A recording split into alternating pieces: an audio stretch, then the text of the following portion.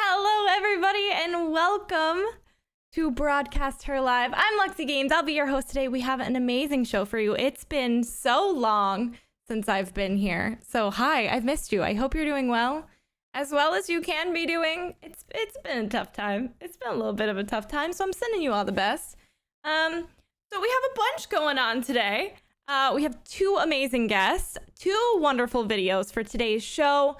Our first guest, Alanah Pearce, a games industry writer, host, voice actress, YouTuber, followed by a very special video celebrating the 2020 BroadcastHER grant recipients. And BroadcastHER community manager, Kayla, will be finishing out our show with updates on what's going on with the 1,000 Dreams Fund right now, which seems like a lot, so I'm excited to hear about it.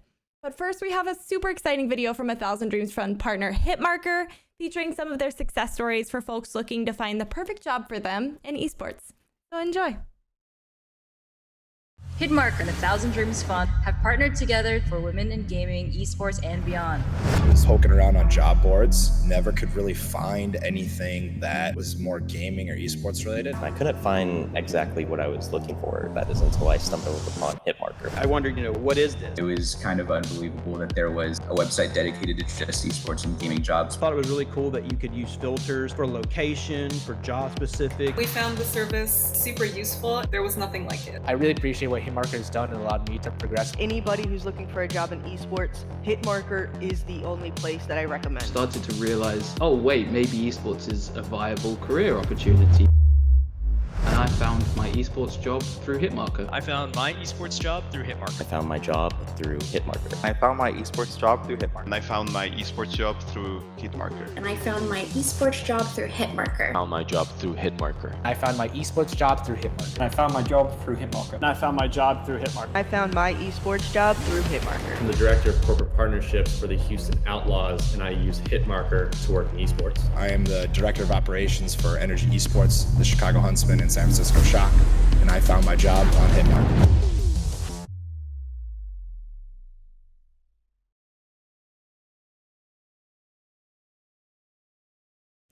Hi! Hello! Hi, it's so nice to have you. Sorry about that. I was like, my audio will bleed. Can you hear me? I can hear you, yeah. Okay, cool. You won't be able to see me, I think, because they've got my audio. But let me fix your face, because you're tucked in the corner. You're so small. Hey? Your face is perfect. Your face is perfect. It's me. I promise it's me. Thank you so much you are, for joining us. Dipping out a little bit, but I can sort of hear you. Oh, weird. You're occasionally cutting out in the middle of sentences. Thank you, Discord. Thank you so much. I know. We love it when you do that. It's my favorite thing. I love it. I love how reliable it is. Yeah. Let me know if it gets too bad, and I'll try to reconnect for you. I think it's okay. Okay, cool. Yeah, it should be all right. Well, thank you for joining and taking the time to talk with us on your experiences in journalism and hosting and voice acting. So could you start off by telling us a little bit more about yourself and what you're currently doing in the gaming world? Hey, hi, I'm Alanah. I'm technically a video producer is what I currently do. I work for a company called Rooster Teeth for two of their brands, which is Funhouse and Inside Gaming. Inside Gaming is sort of a news outlet. I don't say that we're journalists. I feel like I sort of left journalism behind when I left IGN because we do sponsorships, which for me makes it a different thing. It's like an enthusiast press. It's not it's not under the same branch anymore, involved. basically. Yeah. Yeah. So I write the show in the morning. Mostly our lead writer, Brian Garr, does, but I also help out with that a lot. And then we host it in the mornings, and then it gets edited and goes up in the afternoon. Funhouse is more of a comedy gaming brand. So my job there as a producer is still, I'm the one who tries to get early access to things to get us, games ahead of time, games on release date, so that traffics well for a YouTube channel. And I also focus on what's popular on YouTube and Twitch as well. Like, getting us into Among Us is a really good example. I just try to pay attention to the trending stuff. So that's sort of my angle as a producer there, is seeing what games we want to play, deciding who to play it and when we want it to be published ultimately. But I also have a YouTube channel, and I have a podcast on that channel, and yeah, do some voice acting. And I just the other day did my first audiobook recording, which was very strange, and I hated it. Every time that I heard my own voice, I was like, this is the worst thing that I've ever heard.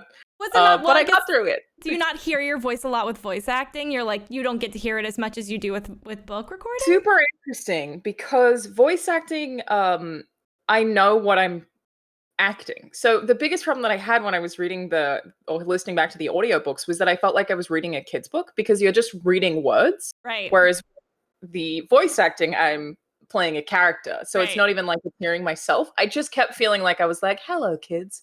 Welcome. Like, it was just, I had to figure it out. And I got a very good tip from an actor I reached out to that I was like, please help me, which was Rahul Kohli, who actually plays Fars in Gears of War. I was like, I can't get this to sound right. What do I do?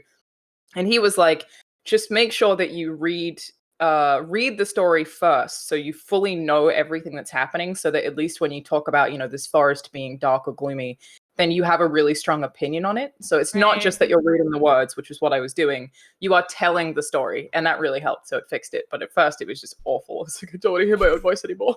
It's the worst. Like, this is not kindergarten story time. Get off the carpet. I just didn't know that I would do that, but I just kept doing it.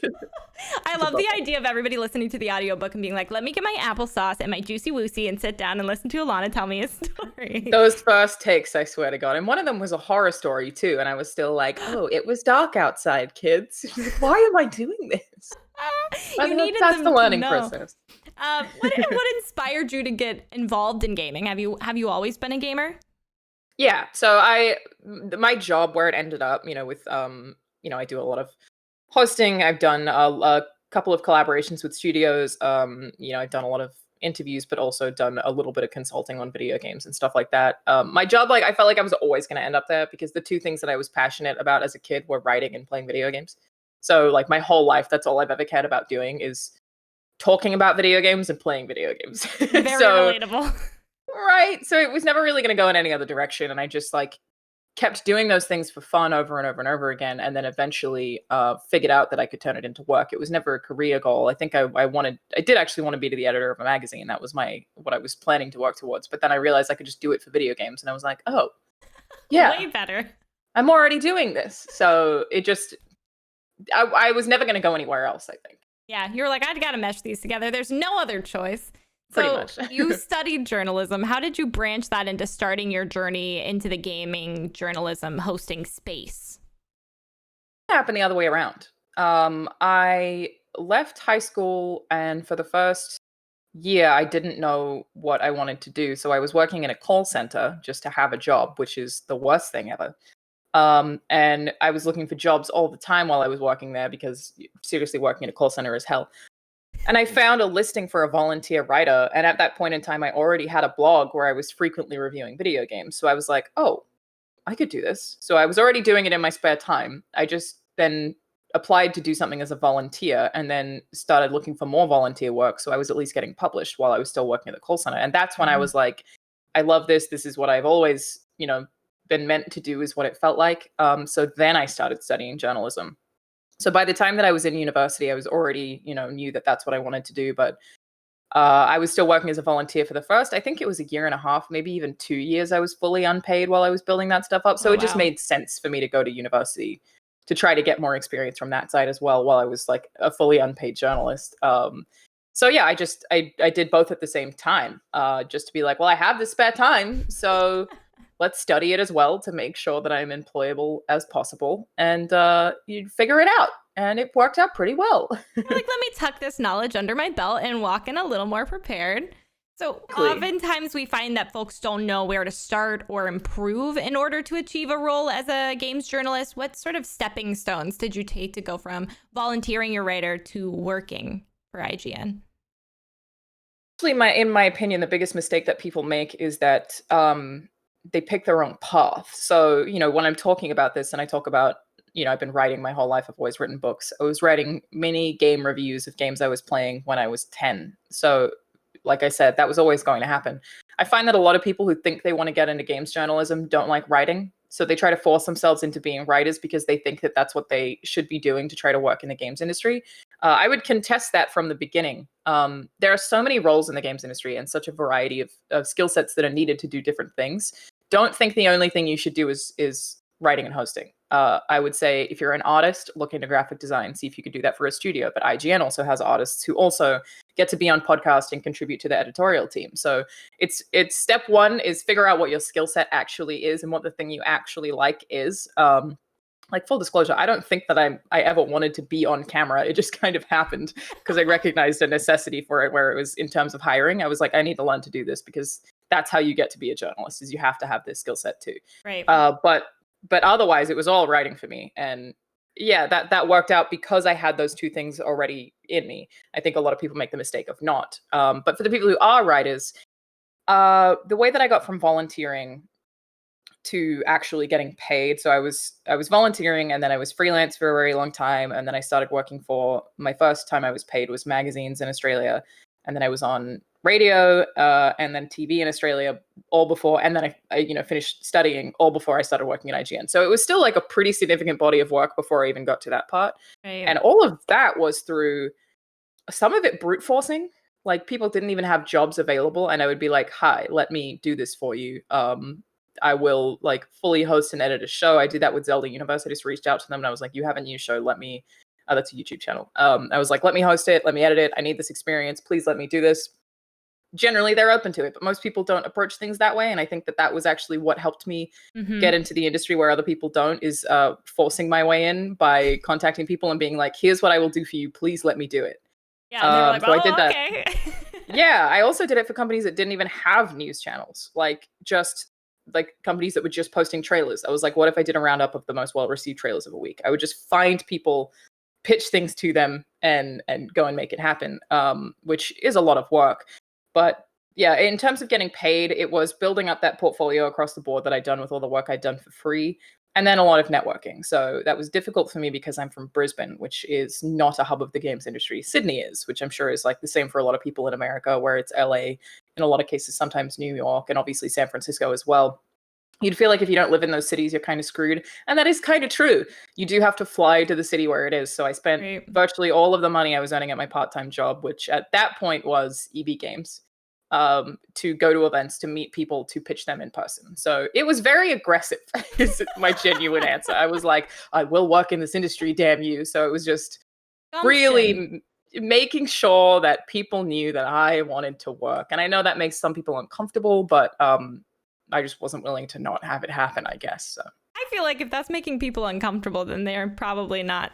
Why? You're trying. Trying is getting great. into it is a lot of competition. So you ultimately have to like have something that makes you stand out over everyone else. And for me, I was trying to make it the amount of experience that I have. I was trying to make it I think I've written for 40 websites. I was trying to make it so that if IGN saw my resume, which is my end goal of working for either IGN or San Francisco, if they saw my resume, they wouldn't just be like, pass, that's another person who has no experience applying. So I made it just stacked so that I could at least feel like I stood a chance and that they would actually look over it. So then they keep flipping the pages and they're like, ooh, oh. This is too much. Oh my God, wow. It's bound. It's leather bound. You fly it in. It's also just a lot of websites they'd never heard of because that's the way volunteering works. But at least I had done it. Yeah, you're like, I did some things. It was published. So we know you first set out to get your foot in the door in games journalism, and you had aspirations of working at IGN and Rooster Teeth. How does it feel now to say that you have achieved both those goals? I mean, amazing. But also, I'm a very hardworking person, and I wouldn't say that I necessarily have good work ethic. I just have an unhealthy work-life balance that I wouldn't suggest on anyone, really. And having achieved those two things, I had a bit of trouble at IGN when I did it faster than I expected, and then I was like, now what? Now, what on earth am I supposed to do? And I did always want to go to Rooster Teeth after IGN. Rooster Teeth is a more creative company. There is a lot more to do, but it was still like a matter of, I think that like if I look back on my career, which has been almost a decade at this point, because I started when I was still a teenager, I feel like I didn't stop and smell the roses of a lot of things. I just kept pushing too much. So I didn't really let myself have the moment of, oh my God, I'm working for IGN, until I was leaving. And then I was like, oh my God, I worked for IGN and it was amazing and I had such a good time. Why didn't I appreciate this more? So I think that like that's definitely a struggle that I've had. But yeah, it feels awesome. I'm still determined to achieve more. Like the next thing that I want to do, which I keep talking about like on my channel, is I want to write a video game. So I plan to have that happen, and my progress to like working towards that goal has been, you know, I finished a book this year. I finished a couple of short stories. I've been consulting on some things. So it's just, I'm definitely very much a person with a path, and I don't know that I would recommend that to everyone, honestly. It's maybe not good for your mental health. Yeah, I would. It's very relatable. I worked very hard, like, over when I first started streaming, because I went from performing at like theme parks to playing video games. Yeah, why not? From princess to theme park. Yeah, it was fun. It was a weird choice. You do have a princess vibe. I can see it.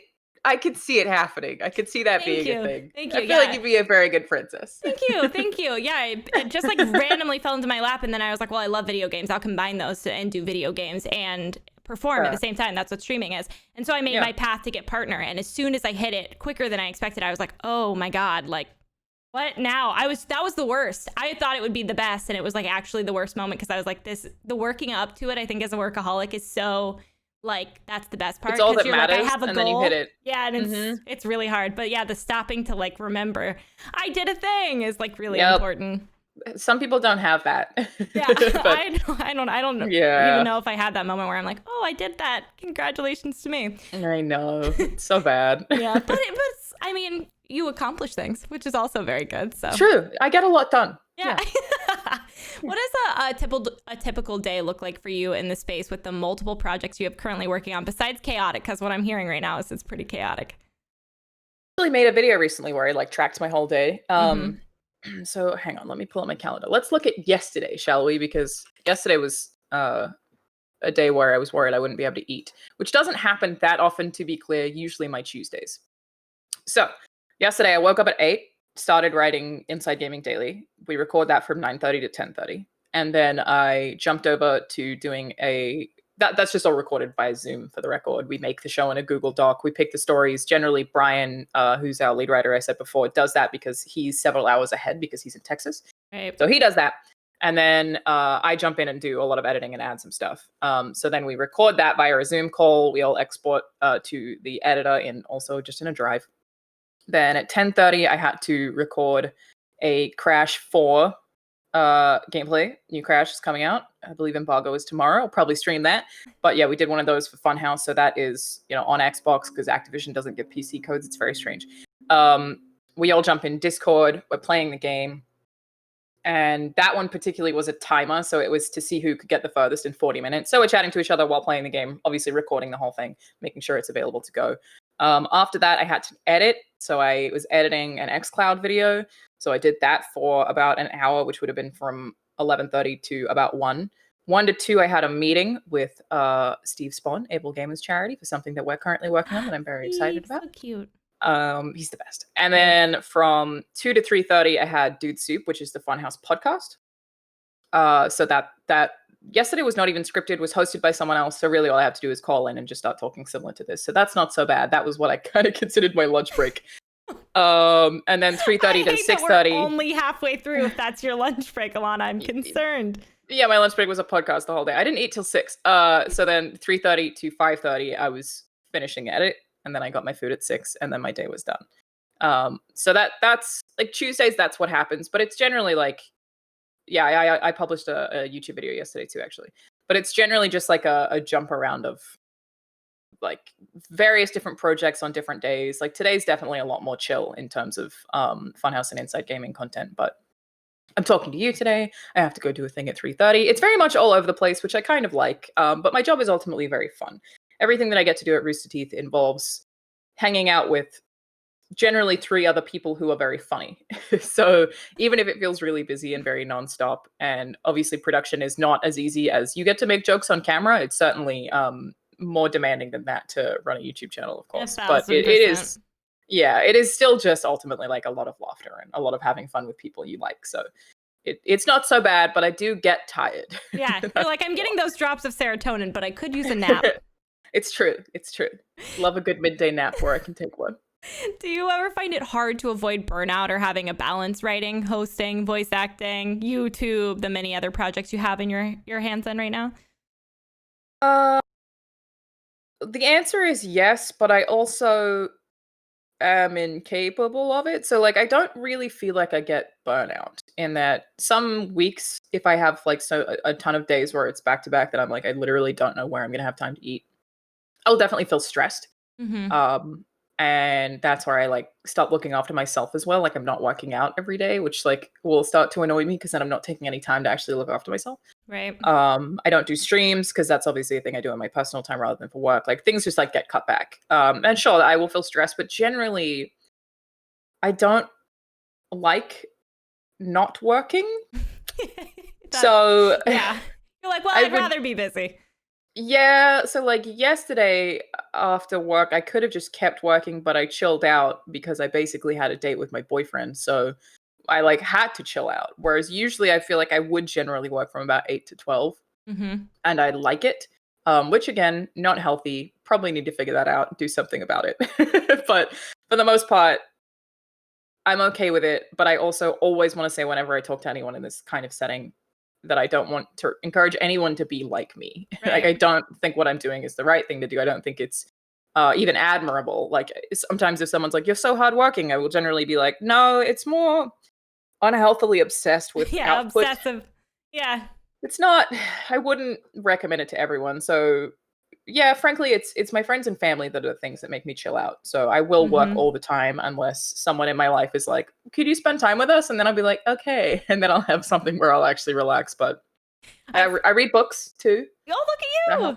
That's good. That makes me chill. I have tea and I read a book maybe once a week. I have to take a step back and be like, slow down. I can read a book now. Yeah. Otherwise, it's not ideal. Yeah. I wouldn't. Yeah. Yeah, other things like that, I feel like books are good. I feel like when people put TV on, I'm like, I can't get distracted enough that I can like pick up my phone and keep working while things are playing. But like, it'd have to be like, I'm on the porch. There is no technology. I am reading a book. Yeah, I don't watch TV at all. I haven't like watched TV or used my TV for anything other than video games in like months. Because of that problem that I can't watch TV without feeling like I'm being lazy. Yeah. Where I don't have that issue with video games, thankfully, because they feel like work. Because it's like, well, I'm informing myself. Yeah. Exactly. Which is cheating, but still, I'm like, oh, well, I need to know what happens in this video game that's current in my industry. But TV, I can't do it. Again, unless it's with someone else. Because I guess if it's social, my brain will allow it. But generally, don't watch TV at all. And I really feel like I'm missing out. I've been meaning to watch Barry. What is it? Good Boys, is that what it's called? I think it is. You're asking another girl that doesn't watch any TV. Bunch of good sounding TV that I'm just missing out on. My fiance is like making me watch Grey's Anatomy because I never watch TV and I've never watched it. And she's like, you have to watch Grey's Anatomy. And I'm like, okay, it's so sad. So to take your break and be like, oh my God, I just cry all the time. And I'm like, why do people find this so enjoyable? It's just drama and tears. I can't. Don't get into that one. I don't suggest it. It's too stressful. Grey's Anatomy was like, they had breakups. There is breakups, but there's a lot of, because it's a hospital, there's like a lot of death. Oh, yeah. I always looked at it like it was a comedy. No, well, no, I would say, I think I've cried like almost every other episode of Grey's. I don't suggest it as a relaxation method. I'm good. But that said, I was like, I want to watch Chernobyl, which I don't imagine. Yeah, I don't think that one's soothing either. But I've been thinking about like The Handmaid's Tale. Oh, that's... And people are like, maybe don't want to watch that right now. Yeah, you're like, you want to mirror real life, but in TV. Yeah. When you began your journey into journalism, where did the connection with hosting and voice acting happen? Was there something you did originally that you had passion for, or? So, again, always cared about writing. Hosting started because I had that vision where I was like, I'm going to get this. I'm going to do this full time. This is what I want to do with my life. Let's make it happen. What do I need to make it happen? So I was like paying attention to what the major sites were doing, any shifts that I noticed in the way that they were making content. It was fine. I'm tired. Okay. It's whatever. In the way they were making content, what they were pushing on the front page, because generally what they push on the front page is either high engagement or making the money. And I noticed that they definitely were focusing on video, IGN particularly, which, you know, having worked there, I then learned is because they make more money off of video ads than anything else. So they want to make video content. So I was like, I'm an awkward person who is pretty introverted, and I still think that I'm like not great on camera, but I recognized it was a thing that I had to do. So I started. That was another thing where I volunteered to a site where I was already writing for them to host videos. And my first videos are so bad. So bad. It's not a case of like, wow, you seem so comfortable. No, they're all terrible. So I basically just, was like, I need to add this skill. So let's just do it. That's also why I started a YouTube channel, was so that I could be more comfortable on camera, even presenting by myself, and could also learn how to video edit. So I was editing everything on my own channel. I wasn't necessarily for the other places I was volunteering for. And then when I was like, okay, I'm already doing this on YouTube, but I would like some more legitimacy. How do I get on TV? And there were 2 Australian TV video game focused shows. So I, again, just reached out to them, was like, can I do something for you? For the first one, I started doing celebrity interviews at like Comic-Con type stuff. So that was like how I started on TV. It was like, I have this experience here. I'm not telling you I'm great. I don't even really need you to pay me at this point. I don't know that you want to. But I still had like a library of stuff that I had done. They came to me to meet me at those events. And yeah, so I started doing that, obviously, with a lot of hand-holding and a lot of advice. And my first ones are all really awkward and bad. And then I think the first job that I got paid, I was hosting for Xbox Australia. So I worked for Xbox Australia for about 1.5 years. And that was like events. My first interview is still available online. I think I have some of it on my channel. Again, really bad. But it was just a thing that like I have no ambition for, never did. No interest in working on camera. Like G4 has done a casting thing with me, and I was like, look, explicitly, I don't want to work for G4 full time. Just so you guys know this, I have no desire to do this. It's just something. Real quick. Yeah, I was like, we can do this, but it's not happening this way. And they were like, okay. But I did it because I recognized there was a strong need for it if I wanted to be competitive, if I wanted my resume to be stacked, if I wanted to be hireable. I would be cheating myself if I didn't. And I was certainly really uncomfortable with it for the most part. And still have like times where I get feedback where people are like, you're not energetic enough. You always seem like you're tired. And I'm like, yeah, that's just who I am as a person. I'm not necessarily a great host, but definitely very informed and confident in talking about video games, which I think translates better than, just necessarily being bubbly in some cases has probably helped me. So yeah, that happened because I needed it to ultimately. And I do hosting. I wouldn't say it's like a main part of my job, but I've hosted for a number of companies. Whereas the voice acting stuff came about just because I love video games. And we got a question on a podcast once at IGN, and someone said, what would be the IP that you would want to voice act in if you could? And I said Gears of War. And Rod Ferguson, who is the director of Gears 5, then reached out to me and was like, we have some stuff that you actually could do if you want to, because, part of like what you said before is. Yeah. So by that point, obviously massive privilege, and that I had networked in the industry and I knew a lot of people. But like, as you said before, hosting is acting. Even being on a podcast in some parts is acting. Like it's a performance. Even if you're still genuinely saying yourself, it's still a performance. So I think that translates a little bit. So Rod gave me an opportunity there, and I was willing to do it. Not out of aspirations to become a full-time voice actor or anything, but solely because I love video games, and getting a chance to like see how it's made and be involved was very, very cool to me. So since then I've done After Party, where I was a DJ in Hell, which was very fun.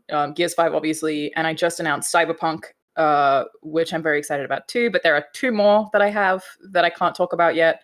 But again, it's not something I ever think that I'll be like a protagonist or anything like that. I don't have the skill for that. Definitely just a lot of fun cameos that I'm happy to continue doing forever for games that I like and studios that I like, basically. That's awesome. And it's like, I feel like having like your hand in every basket of video games, you're like, let me just put a finger in this basket and in this one and this one and this one. It's because I love it a lot. I just want to be involved. Let me see. I want to go backstage. Can I look behind that curtain? I'm very interested. Yeah. How does it feel looking back at that and your love for games and knowing that you're now a part of those games forever? Again, I'm not good at that, but I had the moment when I was playing Gears 5 and I heard myself where I started to cry. That I was just like, oh my God. When it was happening, I was really excited, obviously. I was like, oh my God, I get to be a part of Gears of War. Like, that's one of my favorite franchises ever. I love that series. I also think Gears 5 is a very good game. So I was just like very, very excited. And yeah, hearing myself is the thing that gets me. I definitely had it with Cyberpunk when I was allowed to announce it, which was just a couple of weeks ago, because, you know, I loved The Witcher. I played The Witcher, loved The Witcher 2 and The Witcher 3, of course, as everyone does. But I remember having played the first and then having to save up to get the second. I wanted the collector's edition because I was a fan of the first, but I was even more excited about the second. And I had to save up a ton of money, trade a bunch of games in just to get that collector's edition. And it was this thing that I was so excited to have. And they had this sheet in it where all the developers, or a number of them, had signed it. And I was like, oh my gosh, they've signed this. I should keep this. Like, I was just like so happy to have that collector's edition. So then getting to work with CD Projekt Red now, and then thinking back on how I felt at that point in time, and how I never would have imagined ending up here, definitely like had an impact on me, where I was like, this is crazy. And like I got to work with that team, and I know a bunch of their names, and they're all awesome, and I love their games. And also just being like hugely excited about Cyberpunk, completely separate from my involvement, is also like very cool. Game was announced before they asked me to be in it. So that one definitely got me as well, but I think I'll also have the moment where I'll probably try to stream it where I find myself in the game and I just start sobbing because I'm just like, I can't believe this is happening. It's very cool. You deserve that moment, and congratulations. That's amazing. Thank you. It's very exciting. Shifting gears a little, as someone who's an accredited journalist in the space and has reached the goal of working for IGN and Rooster Teeth, what do you think you did along the way that may have been the biggest factor in your journey to help you reach that? I feel like after hearing all this, I would assume it's just the pushing at every door possible. Yeah. Yeah, it is the aggression. That I really think that is what got me to where I am. And I also think anyone can do it. It's almost easier now, maybe because there are more different YouTube channels that you can work for. And I think that's definitely a part of it, was that I wasn't willing to just have my own YouTube channel, because that doesn't give you the same professionalism as working with a team who can also help you and give you feedback. And it's more collaborative in a way that will help you more in the job market. Not to say don't start your own YouTube channel. If you want to get into the space, 100% just start making content any way that you can. But yeah, it was a lot of outreach. And I think that is what helped me more than anything else. And I think not being afraid to do that is a big thing. Like, it's always nerve-wracking, but I was like, I need this. I need this so bad. So I also, like, in part, I made sure that one of my electives in university, I don't know if you call them that in the US. Do you call them electives? What would it be? It's like, you have your core subjects, but then you get a couple of subjects that you just get to pick. Yeah, you're talking to the girl that skipped college to go to be a Disney princess, so I probably don't have. Okay, the ones that you get to pick is what I'm saying. Your you call them electives. Yes, I picked. I did one course for acting because I was like, if I want to be better on camera or more comfortable, like talking in front of a crowd, I should do this. And I also did photography because I was like, there's a chance that I could need to take photos at an event for a company, and I ended up doing a lot of photography for IGN. So yeah, it was really just a matter of, I really think I got where I am because I made sure that my resume was unbeatable. And I'm sure there are, plenty of people out there who are working super hard who have amazing resumes as well. But when it came to the job that I got at IGN, despite the internet always trying to tell me it was because of the way that I look or whatever, I think you'd be hard pressed to find someone whose resume actually lined up for that job better than mine. Like, I genuinely sort of think it would be impossible in that sounds like the it job would be. Well, it gets better. The job that I applied for was toys and culture editor, which was and I had applied for loads of jobs at IGN that they never even got back to me or completely rejected. Toys and culture editor was someone who knew a lot about toys, someone who knew a lot about cosplay, and someone who knew a lot about science. Those were my beats. So it was also like, yeah, we also want you to cover video games, but those are the three things that you need to cover. So I had written for over 30 outlets. I'd hosted for over 10, including like 3 TV shows. I was on international radio, and I'd written for a bunch of magazines, etc. But I also have the massive toy collection. Like, I submitted a video of all my toys as part of that. I was a cosplayer at the time, so very involved in that community, knew how that stuff worked. And I was also making this cute little science blog that I was doing of like dumb, funny science news. So I had this resume, but also all 3 of these beats that they needed that I still maintain. I don't know, like, it worked out perfectly that I lined into that, because I don't know if you would find anyone else who actually had covered all those things. You know, in musical theater, when people call you like the triple threat, that was you, but for IGN at that point, you're like the triple pretty much threat, but toy, with, like, toys. science, cosplay. I got it. Yeah, so it did definitely work in my favor, and maybe if it weren't that particular job listing, then I wouldn't have gotten hired there, because obviously it's a very competitive place to work. Or they get so many resumes. I definitely learned that while working there. But yeah, it was what made me stand out was refusing to not.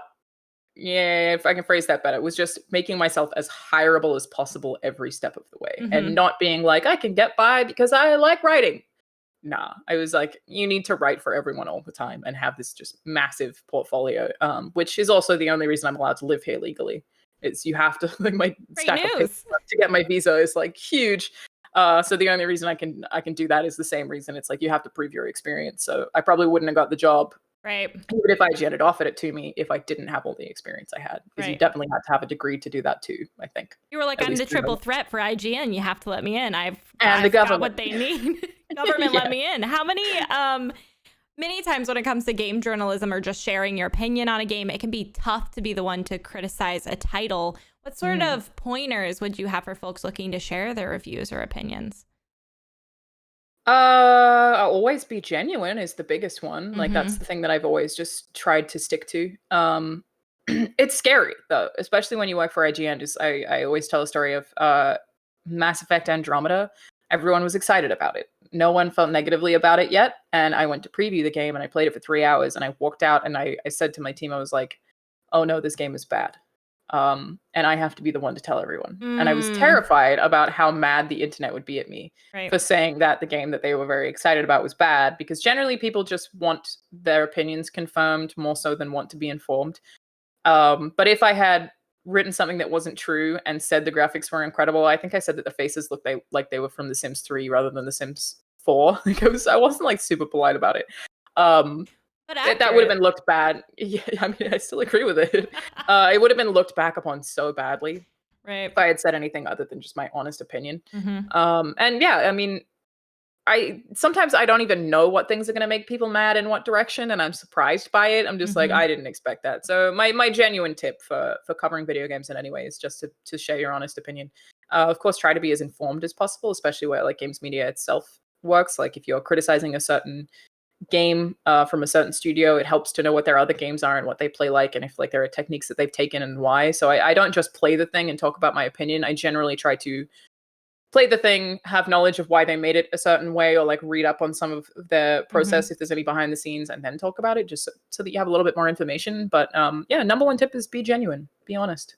And I don't think you should have a waiver on that. It means that you can't get caught out lying or have something age badly, basically. 1,000%. You're like, I said it looked like The Sims 3 and I meant it. I still mean it.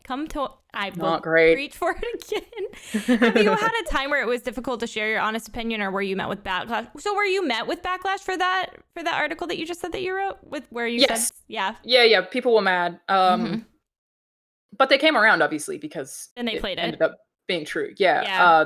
The worst backlash I think I've ever gotten is one that I'm always like, sons of bitches never apologized, is No Man's Sky.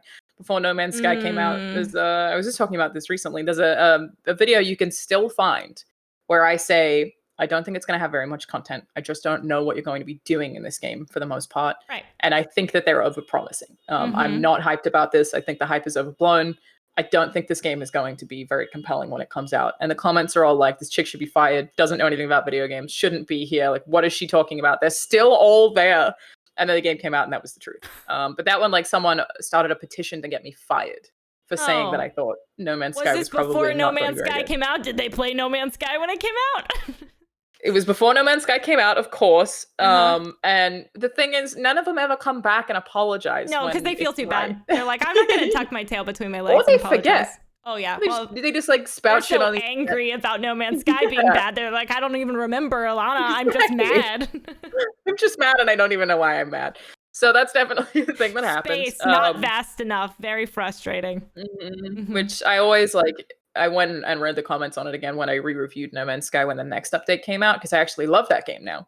They've updated it so much, and it's so good. There's a new update this week. It's awesome. But I went back and I read the comments, and I was like, you jerks. How dare you? You sons of bitches. Because it's just, they never come back around. But again, ultimately, what I said on that video aged well. So I'm glad that I was honest about it. Good. And you should be, because, I mean, you were ready for what was about to happen with No Man's Sky. And Even it if they has got grown mad. a lot. Yeah, even if they got mad. It can be overwhelming to look at the journalism, hosting, and voice acting talent pool as a whole. What sort of tips would you have for someone to help make themselves stand out or prepare for this sort of career? Besides maybe like just jam-packing your resume filled with every possibility? I think a thing that I've seen people do that I would advise against, which I'm probably in a position of privilege where this is concerned, don't compare yourself too much to other people. Be yourself. Don't think that you have to be a certain way. And I think that's what I did wrong in some of my first videos, was that I thought that I had to be host girl who was like, hey everyone, welcome. And I just thought that that was what I had to do because that's what I was seeing other people do. But it was bad and wrong, and I never would have sustained, and it would have been obvious to people that it was fake. So yeah, I think try to find your own voice and be true to yourself, and don't look at someone else and be like, well, they're doing that, so I need to do that, or why did they get that opportunity and I didn't, when there are a plethora of especially hosting jobs, tons of them, especially like esports just keeps adding more jobs to that particular industry. So yeah, just be you. Don't it doesn't have to all be competitive all the time. There are so many different niches that you can fit into, and I think certainly where that's concerned, finding an area of expertise is helpful. I didn't necessarily have to do that. I think because when I started, and I still probably do have an area of expertise.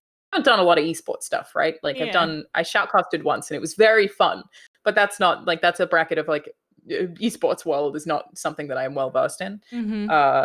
So yeah, finding something that you know really well so you become an expert on it is a really good example. To shout out Paris from Gamertag Radio.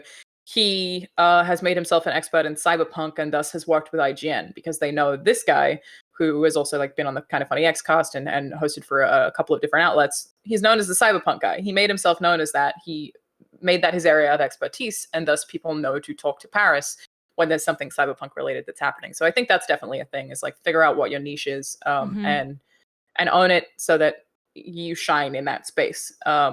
Then it's also like probably just the thing that you're most passionate about too, though. So just focus on your passions. Be yourself. Excellent advice. Excellent advice. Thank you so much for taking the time to speak with us. Do you have any other essential tips or anything for those aspiring to get the foot in the door that you wanted to share?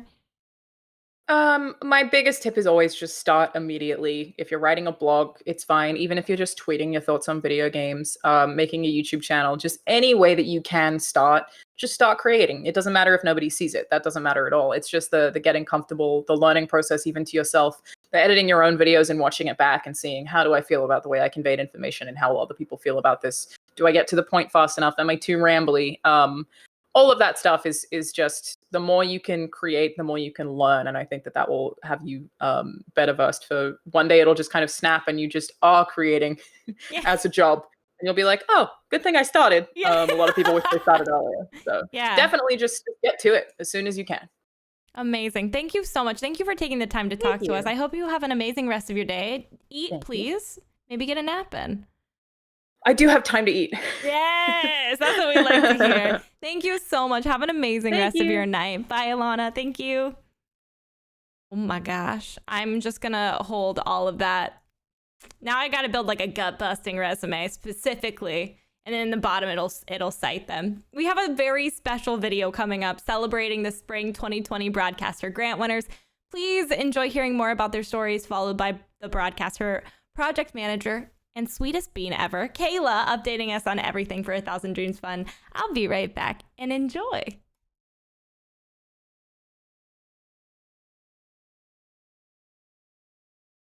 Hi, this is a message for Annie is not okay. You have been chosen to receive the 1,000 Dreams Fun BroadcastHER Grant. For real? We would like you to make a video to be showcased on the front page of Twitch. What? Good luck. Hey. My name is Annie is not okay. I am a variety streamer on twitch.tv. I play mostly Animal Crossing, but we've been delving into some other shenanigans. Thank you so much for this opportunity. I am so grateful and so mind blown. I am so excited to be able to use this grant towards stream upgrades, equipment upgrades, getting some new stuff for my community and for the stream. Shout out to AnFam, shout out to the Stannies. That's my community. I love them so much. Y'all the realest. I stream Sunday through Friday, 11 p.m. CST. Come hang out with us. Late night crackhead energy vibes. Wow,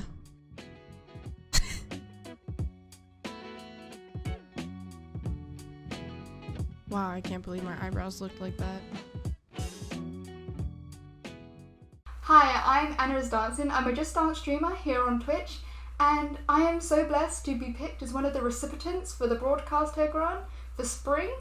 I plan to use the funds on a brand new camera so I can create better content. Thank you guys so much for this opportunity. Hi everyone, I'm Pleasantly Twisted. I'm a Black asexual content creator on Twitch.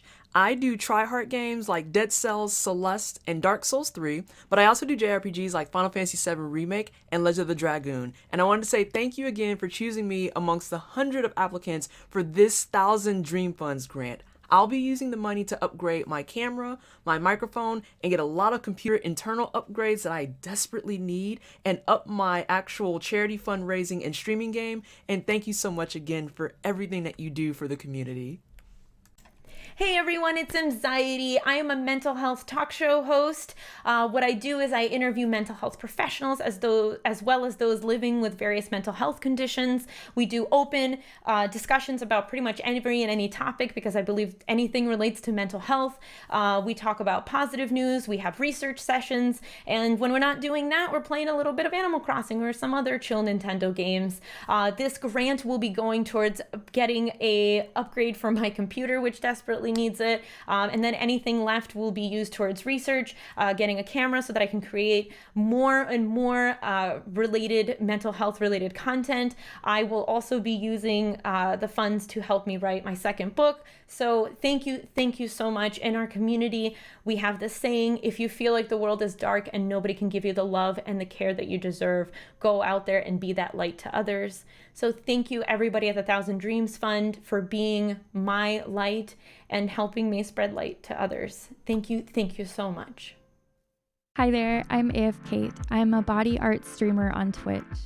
I am so grateful to have been awarded this grant that will help me improve the quality of my stream and my skills. I plan to use the funds for makeup master classes to expand my makeup and body painting skill set and technique, as well as for computer upgrades to be able to stream a wider variety of content without having to constantly worry about my PC.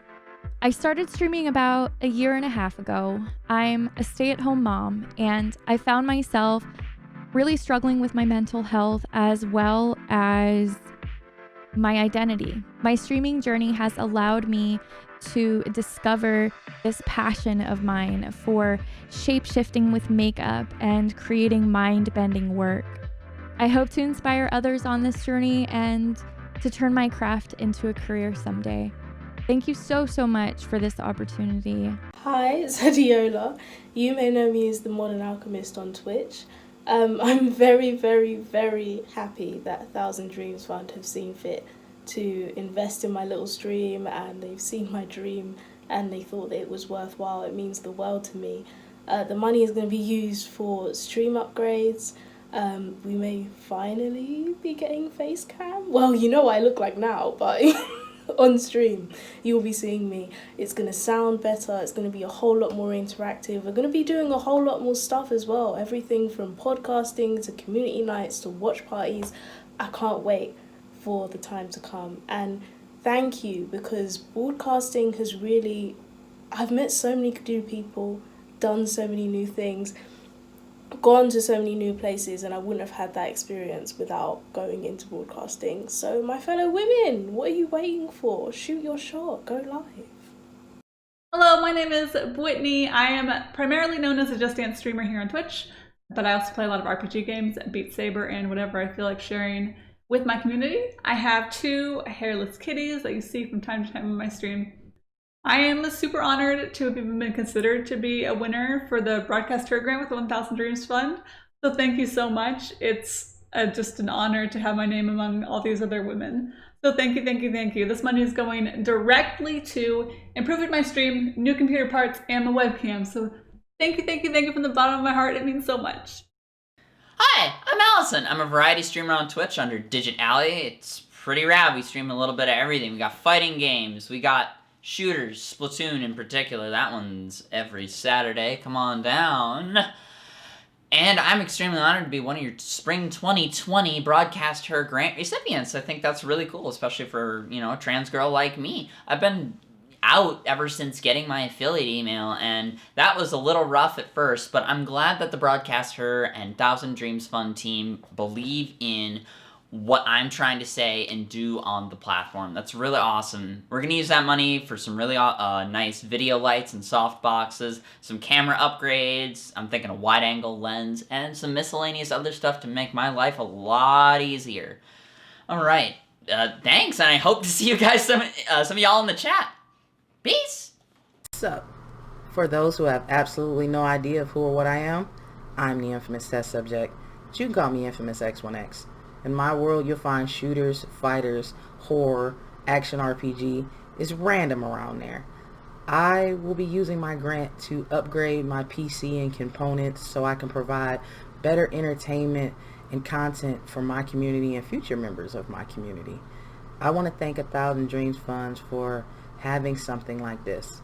I'm a mom and I'm a sister, so to be able to display women in gaming and what we can do is so amazing and so humbling to be a part of. I want to thank my community. I want to thank Brown Girl Gamer Code. I want to thank the other recipients. I want to thank the recipients before us. And I want to thank the female content creators before me. Y'all opened the door. Thank you. I'll catch you guys later. Deuces.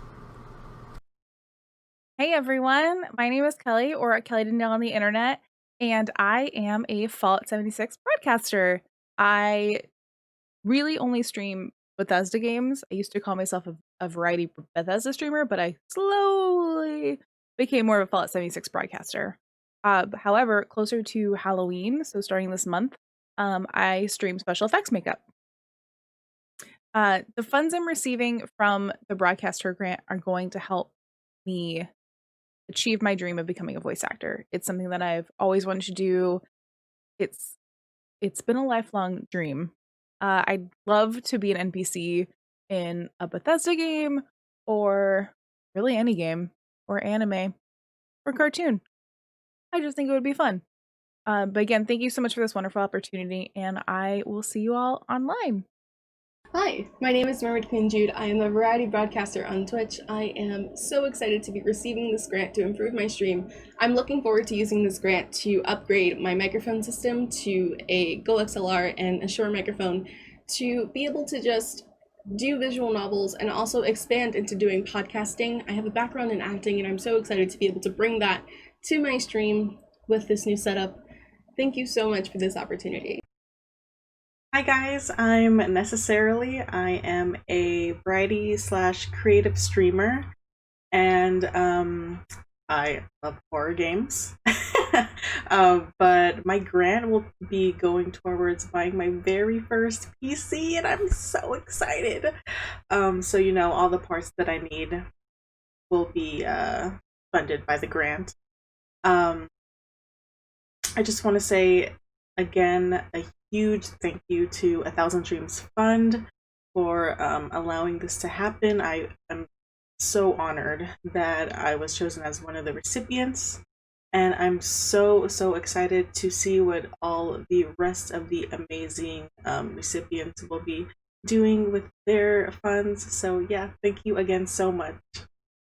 Hey y'all, my name's Pizza Yeti. I'm a variety streamer on Twitch with focus on indie games and Nintendo titles, and I'm super thankful to have been awarded this grant this year. It's going to be going towards my PC with a couple other upgrades for my stream setup so that we can continue to improve my streams.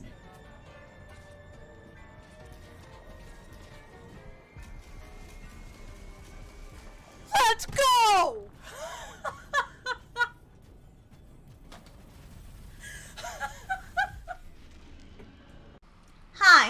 Whimsy, and I go by Black Whimsy on Twitch, where I'm a variety streamer. I'm also a member and official streamer for Black Girl Gamers. I consider myself a part-time PC streamer and a full-time magical girl. If you were to pop into one of my streams, you would definitely see a lot of laughter, dancing, and me playing pretty much anything. You would hear talks of anime, comics, video games, food, and much more. My community would love to have you. Today I'm here to give a special thanks to BroadcastHER and the Thousand Dreams Fund for funding my dream. As a Black woman in the broadcasting community, we are often underrepresented and unheard. With this grant, I'm going to be able to update my audio and video for streaming so I can provide even more quality content for all of you. Thank you so much for having me. Whimsy out. Hi everyone, my name is BroadcastHER. I have been streaming on Twitch for over 3 years now and play variety games such as Fall Guys and Valorant. The funds provided to me will be used towards improving my PC setup and overall improving my stream quality. I am super excited that I was picked as a BroadcastHER recipient. I cannot wait for the future. Thank you so very much. Hey, how's it going? My name is Tiffany Witcher, and I'm a charity streamer that raises money and awareness for different causes on Twitch.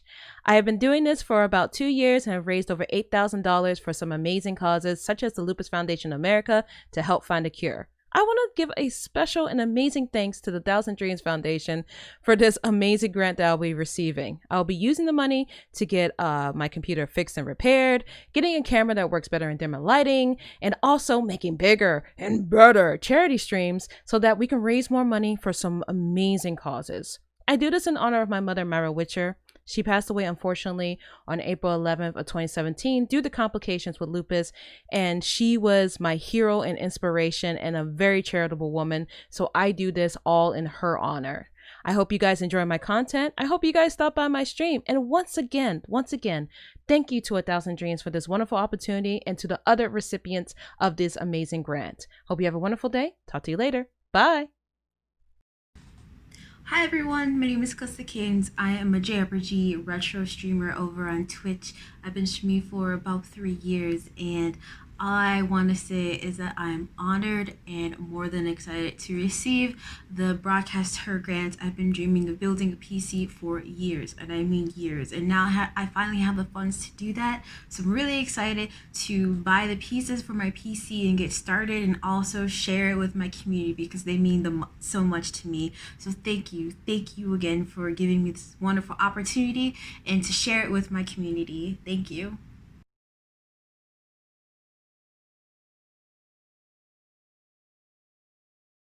Such a great video, and congratulations to all the spring BroadcastHER recipients. Now we have Kayla, the project manager and community manager, join us to give us the updates on everything at Thousand Dreams Fund. There's a lot happening this fall. Do you want to catch us up on everything that's going on? It's so great to hear more about the stories of the recipients of the grant and the impact it all has on them. Can you hear me? No, maybe not. Possibly? 1 second. Okay, you're good.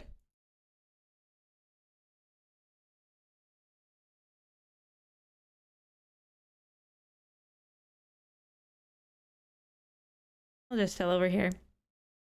Discord said no today for multiple reasons. I can hear you. Yeah, it's just Discord. Discord's got a curse. I was like, Kayla, do you not want to tell us about the grants? There's so much happening in fall. Kayla, do you not want to talk about it? I'm sorry. Okay, so I guess, okay, we're here now. It works. Okay. So I'm assuming you asked, okay, fall 2020 grant, correct? Yes. Is that what I missed? Yes. Okay. Well, let me tell you a little bit about it. So obviously we just opened up our fall BroadcastHER grant about 2 weeks ago. The grant will be open for or until November 20th. So, it feels like this year has already flown by, but also going slow at the same time. It's kind of odd. So basically, obviously, don't miss out. It is open right now. You can apply right on our website. We share it on our social media as well. And then I'll put the link here in chat here in just a second. But it's up to $2,000 for your dream. So just like all of these recipients that you just saw in the video, they spoke a little bit about what they're going to use their money towards. it's a life-changing experience. So don't miss out. Apply now, and I'll put the link in the chat right this second. Thank you so much. The BroadcastHER grant isn't the only way women in gaming can receive funding through the 1,000 Dreams Fund. The BroadcastHER Academy directly supports women in esports. Can you tell us more about the 2020 program and what the Academy Fellows have been up to this year? Yeah, so it's been pretty busy this year so far for the Academy. These 10 ladies have had a few opportunities throughout the year, including a resume review by our partners at Hitmarker, which you saw a video earlier in the stream. They also had a virtual mentorship with executives in gaming, such as folks from Cloud9, folks from HyperX, and other brands within this space. And then they even had virtual hosting opportunities with HyperX. So you may have saw Deja, one of our winners, she actually hosted an episode of Good Game for HyperX. And then Libby, who is also a recipient this year, she hosted a actual tournament live virtually as well. So, and then we kind of ended everything out. Obviously, it's been a kind of weird year. Typically, our recipients get to go to the HyperX Arena in Las Vegas. So they were able to do that 2 weeks ago as well, safely, trying to be as safe as possible. There's only three folks who went.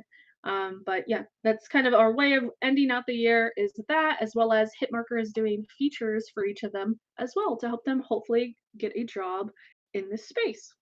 Amazing. So some of the 2020 recipients went to the HyperX Esports Arena, like you said. Could you give us more details as to what the gals received as part of their pricing? Yes, so each recipient actually received $1,000 to put towards, hardware upgrades, software, things like that. But what is really special about the fact that they went to these in-person visits is that they get these tangible experiences from executives and team members in their specific focus. So we had somebody who is interested in AV. We had somebody who's interested in content creation. So they were able to talk to these people in person, as well as speak to the HyperX team virtually and get their questions answered. And essentially have this shadowing experience with the Allied Esports team while they set up for the event for the day. So it's so critical to get those hands-on experiences. I think that's what's so special about the Academy. So, first of all, yes, I'm so excited at least a few of them got to go in this weird year. It's very exciting. Now that we've heard some of the ongoing funding programs and how folks can apply, there's another upcoming opportunity that everyone can partake in next month. The first ever BroadcastHER Virtual Summit is happening October 17th and 18th. And I know that I'm super excited to be a part of it. Could you give us more details about the summit? Yeah, so this will be our first ever BroadcastHER Summit, and we're super excited to have it virtual. Obviously, that opens up the opportunity for even more people to be able to join us in October. I think it started raining, so you might hear it. It's soothing. This summit is actually, aimed at kind of continuing that process of elevating women in the digital broadcasting, esports, and gaming space. So we'll have a few keynote speakers. We'll have panels and some of the important topics in this space, and then also networking opportunities. So our goal is to inspire and help others reach their dreams in streaming, gaming, and esports with a weekend packed with a lot of awesome info. Amazing. And there's some super exciting panels with some amazing guests. Could you give us a little sneak peek at what sort of topics will be covered during the summit? I can't even think of one. Not even one. I had no idea. No way. Yeah, of course. So we have an opening keynote on inclusion, which will actually be brought to us by Eunice Chen. She's actually a team advisor for Cloud9. And then we have a closing keynote on diversity and intersectionality by Kashana Gray. She's actually a professor and writer of titles like Feminism in Play, Intersectional Tech, which I actually have right here with me. Pick these up seriously. And then plenty of panels, like you said, with wonderful guests like yourself, covering topics like networking, building your brand, professional development, accessibility, mental health, lots of fun stuff. Amazing. And there's a limited amount of tickets for all the proceeds and benefits to the BroadcastHER grant. But for folks who are interested in fundraising for the grant, there's another upcoming event later this fall. Could you tell us a bit more about Fall Dreams? Yeah, so this will actually be our second Fall Dreams ever. So if you're interested, definitely apply. The registration will actually be opening later in October towards the summit. So you'll definitely hear us speak about that during the summit as well. It'll be happening November 10th through November 12th. So it's a 3-day fundraising extravaganza where we have about 20 fundraisers get together, and every single penny goes right back to funding the dreams of fellow women in this space. Amazing. And also super fun to get involved and raise money for. Speaking from experience, you should definitely do it. 1,000 Dreams Fund has a busy fall, and I'm super looking forward to all of the exciting things to come. Thank you for speaking with us. Do you have any final updates or thoughts you'd like to add, Kayla? I think that's about it. Sorry, we kind of rushed that really quickly there, but Sorry, obviously it was my fault. I was just pulling information out of Alanah. I mean, it's so awesome to be able to hear from her. I'm super excited to have her join us this month. But yeah, definitely, follow us on social media or join us on Discord. All of those are linked right in our bio right here on Twitch. That's the best way to kind of stay up to date on what's going on. We usually have something always going on. So we try to stay busy over here. But yeah, other than that, like I said, pick up these titles, Feminism in Play and Intersectional Tech by Kashana Gray, because these are awesome for specifically, women or folks who are marginalized in this space to kind of chase their dreams. So yeah, otherwise, like I said, follow us on social media and you'll be up to date there. Thank you so much. And thanks for being here and making sure we know what's going on. Have an amazing rest of your day, Kayla. You too. Thank you. Thank you. All right, y'all. Jeez Louise. Now I gotta go to the bookstore. I'm so busy all of a sudden. I gotta buy books. I gotta jam pack my resume. Thank you so much to Alanah and Kayla for joining us for today's show and talking about the exciting things to come for 1DF and their experiences, giving us more insight on journalism and gaming. It's always super interesting for me to hear how people got started onto the path, because everybody's is so different, but it's nice to know that we normally all have that base of just being like, I just really love video games and I want to make it a job and I'm going to find out how and I'm not going to stop till I do it. I love to hear that. Don't forget to check out 1,000 Dreams on social media at 1,000 Dreams Fund everywhere. You can get the links below, just like Kayla said. And make sure to register for the BroadcastHER Virtual Summit happening October 17th and 18th. Right now, before all the spots are gone, there is a chance I may be there. And by a chance, I mean I will be there. I'll be there doing an amazing LGBTQ panel, and I really look forward to it. Thank you so much. Have an amazing rest of your day. Take care of yourself. Wear a mask. Register to vote. Have an amazing day. Goodbye, everybody. Thanks for having me. See you later.